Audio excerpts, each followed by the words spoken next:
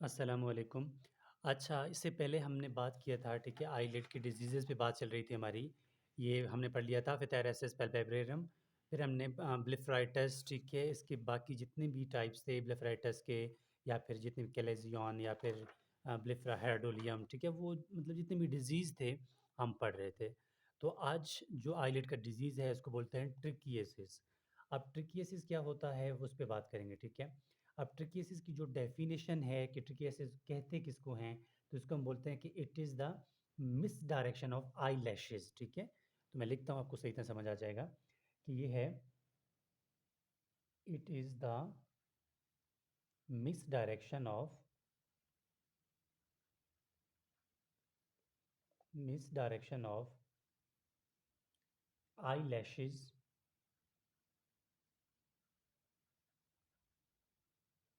Eyelashes towards the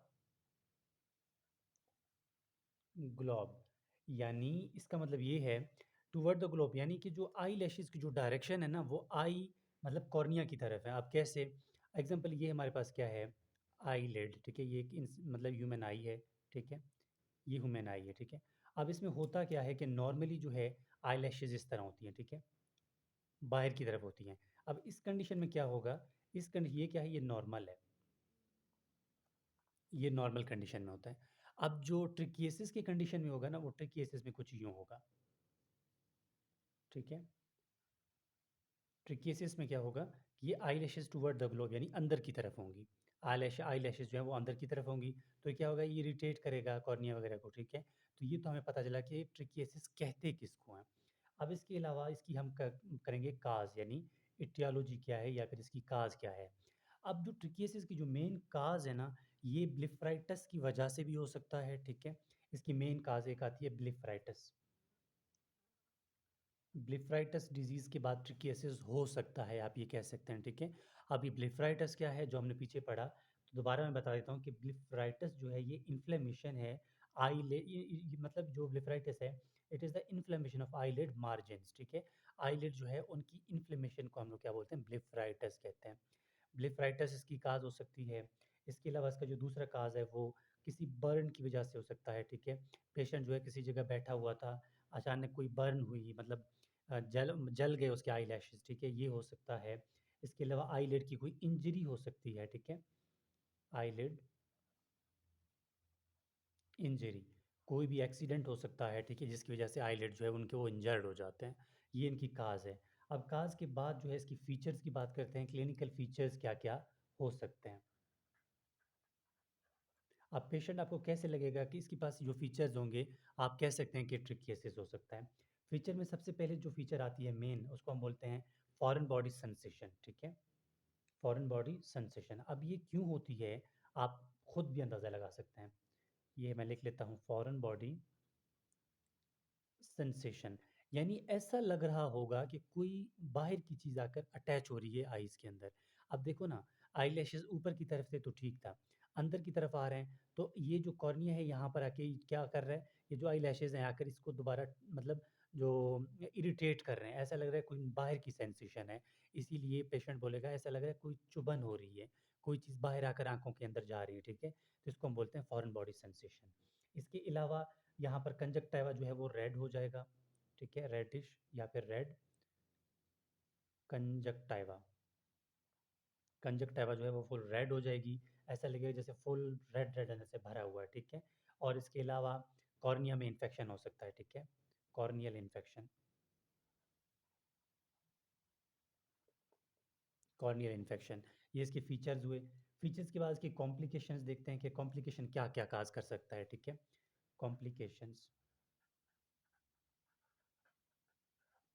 इसकी जो complications हैं, 3 कॉम्प्लिकेशंस हो सकते हैं। ये क्या कर सकता है, आप 2 कर लेना, इसमें ये होता है कि कंजक्टिवाइटिस कर सकता है ये, ठीक है, बाद में। कॉम्प्लिकेशन का मतलब ये ठीक नहीं हुआ तो क्या होगा, ठीक है। कंजक्टिवाइटिस हो सकता है बाद में, और सेकंडली ये क्या कर सकता है, केराटाइटिस कर सकता है। Conjunctivitis and keratitis.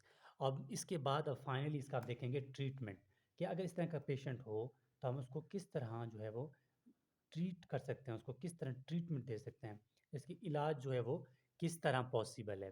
अब इसकी जो इलाज है ना, उसकी इलाज को हम बहुत मतलब सबसे पहले तो याद तो करेंगे, इसको बोलते हैं एपिलेशन। क्या करेंगे इसके इलाज में?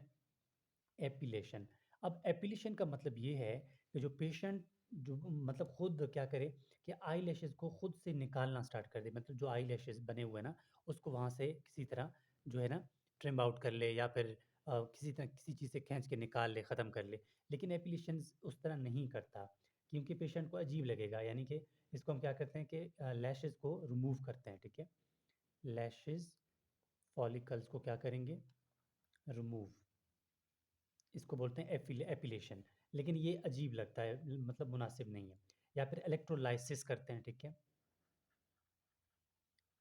नाम से ज़ाहिर है इलेक्ट्रोलाइसिस, यानी करंट के थ्रू, यानी कि करंट की हेल्प की वजह से जो हेयर फॉलिकल्स हैं उनको रिमूव कर देना, ठीक है? By helping of current. Current से क्या करते हैं, ये मेडिकल ट्रीटमेंट्स होते हैं, बिजली वाली करंट की बात नहीं कर रहा, ठीक है? उसमें क्या होता है, by helping of current remove eyelashes, ठीक है? आईलैशेज़ रिमूव करते हैं, ये भी पॉसिबल है। या फिर इसमें 2 और चीज़ें आती हैं, लेज़र, ठीक है? या फिर फाइनली क्या करते हैं, लेज़र ट्रीटमेंट से, लेज़र से क्या करते हैं, जो आईलैशेज़ हैं उनको कुछ रिमूव करते हैं, क्या कुछ इनको जो टेढ़े-मेढ़े हैं उनको जाके सीधा कर देते हैं, ठीक है? लेज़र की मदद से। तो ये हो गया हमारे पास ट्रिकिएसिस। अब मैं थोड़ा बुक से आपको दिखाता हूँ कि ट्रिकिएसिस हमें किस तरह नज़र आती है, ठीक है? बुक में। तब आपको, अब ये बुक है मेरे पास, तो यहाँ पर हम देखेंगे ट्रिकिएसिस को, कि ट्रिकिएसिस जो है किस तरह होती है और किस तरह आपको नज़र आती है। ये है कि हमारे पास ट्रिकिएसिस ये है। आप देखें ट्रिकिएसिस को सबसे पहले हमने इसको डिफ़ाइन किया कि क्या होता है, वो आपको बता दिया। डिफ़ाइन करने के बाद इसके फीचर्स वगैरह देखे। फाइनली इसका डायग्राम ये है, अभी आपके सामने है, ठीक है? अब देखिए यहाँ पर ये आईलैशेज़ है ना, देखो ये किस तरह है, ये कुछ अंदर की तरफ जा रहे हैं, ठीक है? और यहाँ पर भी देखें कुछ अंदर की तरफ जा रहे हैं, ख़राब पड़े हुए हैं इधर-उधर से। तो इसको बोलते हैं ट्रिकिएसिस। आपको जब भी पेशेंट आएगा, आपको नज़र आ जाएगा कि जो आईलैशेज़ है ना, ये डायरेक्शन इनकी गलत है। यानी कि ये जो ग्लोब की तरफ है, आई ग्लोब की तरफ इनकी जो डायरेक्शन है वो है। तो इसको आप बोलेंगे ट्रिकिएसिस। अब जो है नेक्स्ट पार्ट में हम बात करेंगे एंट्रोपियंस की।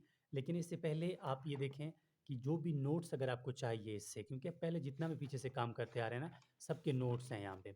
जो भी नोट्स आपको चाहिए होगा, तो आप लोग बाय व्हाट्सएप मुझसे टेक्स्ट कर सकते हैं। ये मेरा व्हाट्सएप नंबर है, ठीक है? और ये व्हाट्सएप के थ्रू आप मुझसे कोई भी नोट्स भी ले सकते हैं, या किसी टॉपिक के लिए जो आपको समझ नहीं आ रहा, उसके लिए भी आप मुझसे कॉन्टैक्ट कर सकते हैं। मैं कोशिश करूँगा आपके लिए वो टॉपिक भी अपलोड कर दूँ अपने चैनल में। तो ये है हमारे पास ट्रिक केसेस और इसकी ऑल डिटेल, और नेक्स्ट वीडियो में फिर अगले टॉपिक की बात होगी। तो होपफुली आपको टॉपिक की समझ आ गई होगी। तो प्लीज़ चैनल को सब्सक्राइब भी करें और कमेंट भी करें, ताकि हमें लगे कि जो हम काम कर रहे हैं वो आपके लिए फ़ायदा मंद साबित हो रहा है। Thank you.